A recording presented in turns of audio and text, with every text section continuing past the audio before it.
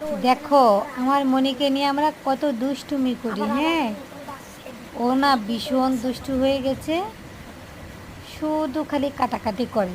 খরগোশের একটা বিশেষত্ব আছে, তোমরা কি কেউ জানো?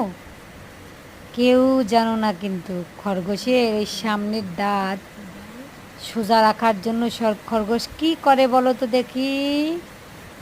খরগোশ হচ্ছে দাঁত সোজা রাখার জন্য খালি কাটাকাটি করে।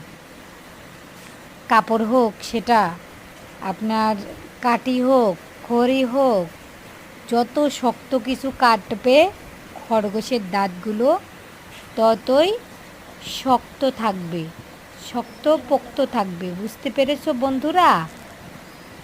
আর এত ওই দেখো এখন আমার বালিশের এখানে গেছে কামড়াকামড়ি করতে। আমার এই নতুন বিছনার চাদরটা কামড়ে টানা টানা করে ফেলেছে। আমি কি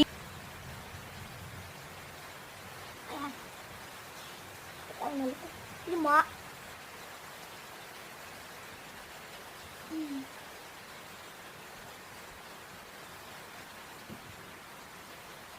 আল্লাহ কাইতে গেছে।